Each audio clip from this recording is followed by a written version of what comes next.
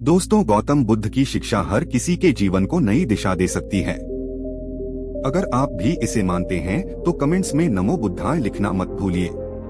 एक समय की बात है, नगर में एक व्यापारी रहता था। अपने और अपने परिवार के भरण पोषण के लिए वह नमक का व्यापार करता था।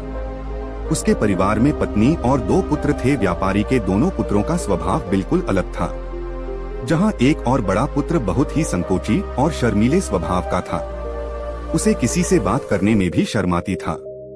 वही उसका छोटा पुत्र बहिर्मुखी स्वभाव वाला व्यक्ति था। वह किसी से भी अपनी बात कहने में कभी संकोच नहीं रखता था। लोग अक्सर बड़े पुत्र को भोला और बेवकूफ समझते थे। कई बार लोग उसके भोलेपन का फायदा भी उठा लेते थे और वह पलटकर कभी किसी को कुछ नहीं कहता था। व्यापारी अपने पुत्र के इस स्वभाव के कारण बहुत अधिक नाराज होता था। बातचीत न कर पाने और शर्मीले स्वभाव के कारण व्यापारी ने कई बार अपने पुत्र की पिटाई भी कर दी थी। हालांकि इस वजह से उसके पुत्र का स्वभाव सुधरने के बजाय और भी खराब हो गया। बचपन से ही बड़ा पुत्र बेहद परेशान रहने लगा था। उसके अंदर आत्मविश्वास की कमी हो गई थी। परीक्षा में वह आते हुए प्रश्नों के उत्तर भी अपने डर के कारण नहीं लिख पाता था। इस कारण उसकी शिक्षा भी ठीक ढंग से नहीं हो पाई। बड़ा पुत्र जब युवावस्था को प्राप्त हुआ तब व्यापारी ने उसे अपने साथ व्यापार में हाथ बटा को कहा। अपने पिता से डर के कारण वह व्यापार करने को तैयार हो गया, किंतु वह कई बार ऐसी गलतियां कर देता था जिससे व्यापारी बहुत अधिक नाराज हो जाता था। एक दिन व्यापारी किसी दूसरे काम के कारण शहर गया हुआ था। उस समय उसकी दुकान पर बड़ा पुत्र बैठा हुआ था। तभी कुछ लोग आए और उन्होंने बड़े पुत्र से कहा कि हमें तुम्हारे पिता ने भेजा है। उनका यह संदेश है कि इस समय दुकान में नमक की जितनी बोरियां रखी हुई है वह सब हमें दे दो। उन्होंने नमक की सभी बोरियों को शहर मंगवाया है।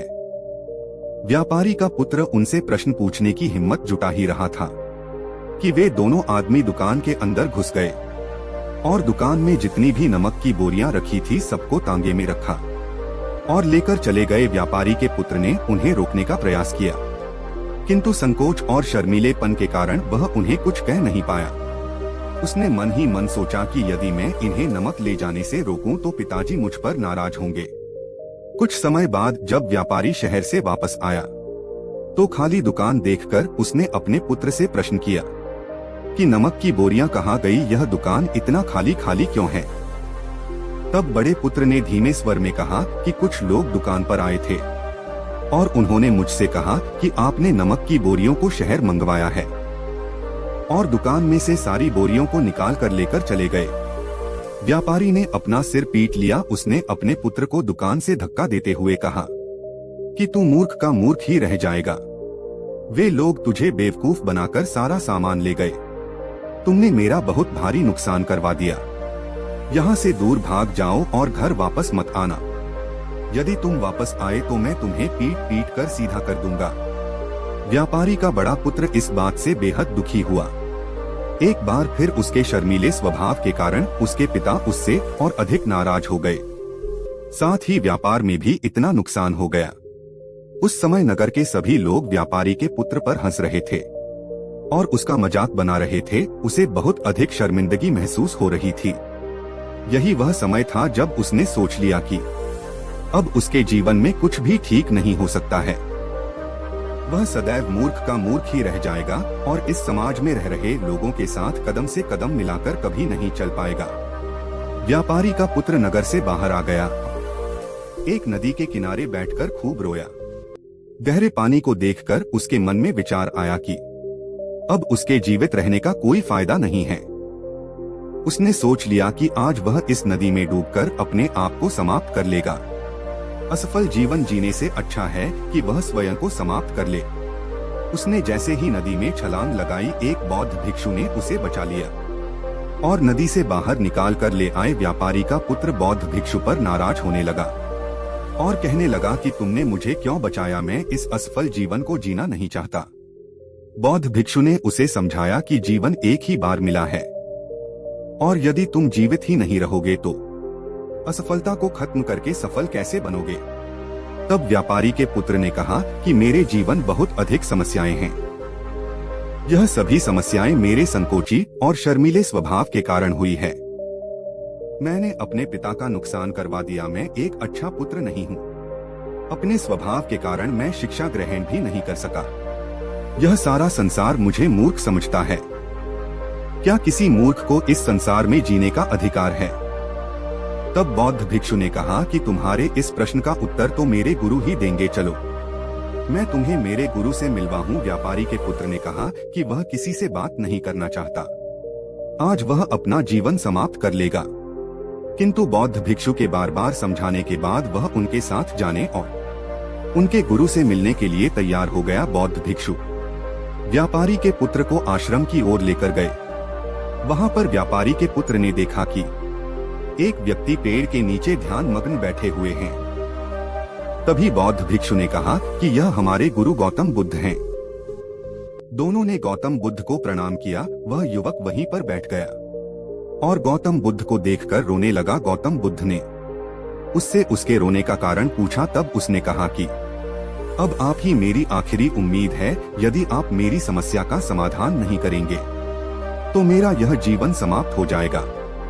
गौतम बुद्ध ने व्यापारी के पुत्र से उसकी समस्या के बारे में पूछा। तब उसने बताया कि किस प्रकार वह बच से ही शर्मीले और अंतर्मुखी स्वभाव का है। इस कारण लोग उसी से मूर्ख समझ लेते हैं और उसके पिता भी उससे प्रेम नहीं करते। तब गौतम बुद्ध ने युवक को शांत कराते हुए कहा कि मेरे पास तुम्हारी समस्या का समाधान है। तुम्हारा जीवन बहुत ही आसान हो सकता है। तब युवक ने कहा कि क्या सचमुच ऐसा हो सकता है? आप बहुत ही महान व्यक्तित्व प्रतीत होते हैं। आपके तो कई शिष्य हैं। हे गुरुदेव, मैं भी आपका शिष्य बनना चाहता हूँ। क्या आप मुझे अपने शिष्य के रूप में स्वीकार करेंगे? गौतम बुद्ध ने कहा कि हाँ अवश्य। युवक ने कहा कि ठीक है गुरुदेव, अब मुझे वह उपाय बताइए जिससे कि मेरा जीवन बदल जाए।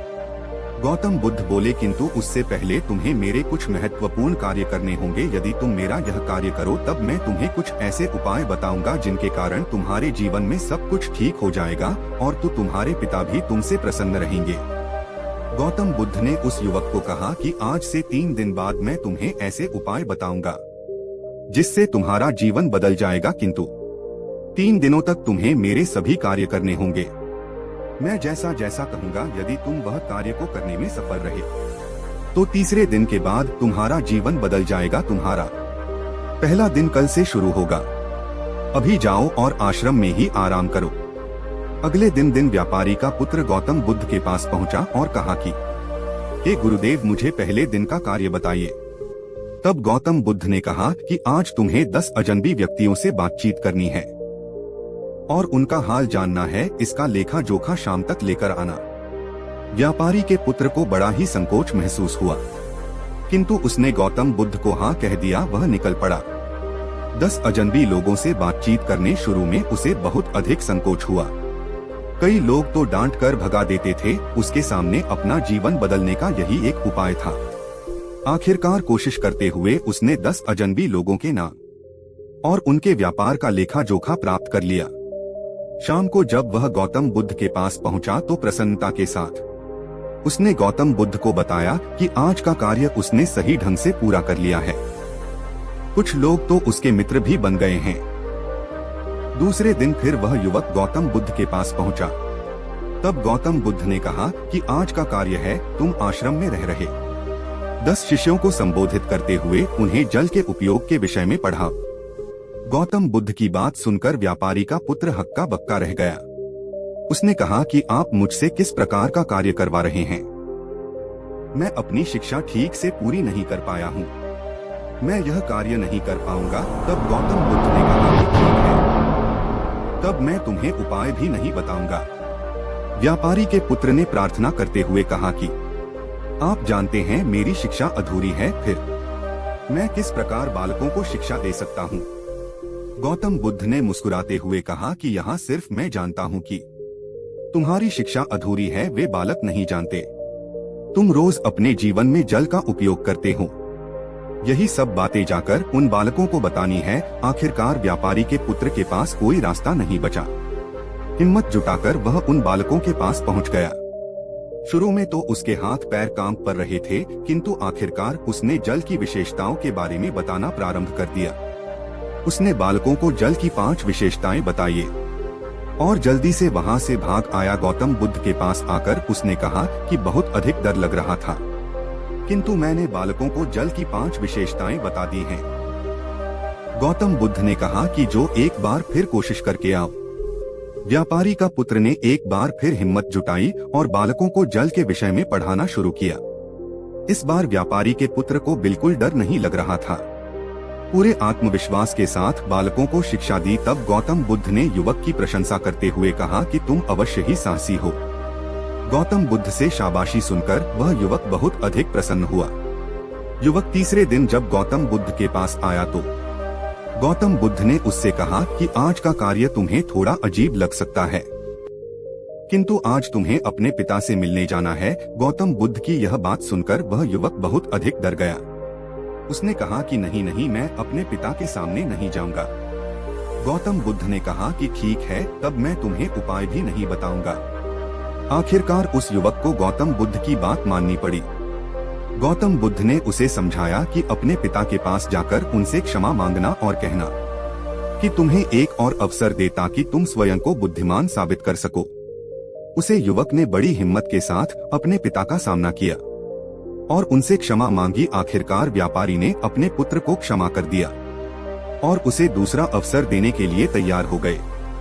व्यापारी का पुत्र गौतम बुद्ध के पास आया और उसने जब उपाय के बारे में जानना चाहा, तब गौतम बुद्ध ने कहा कि तुमने स्वयं ही अपना उपाय खोज लिया है।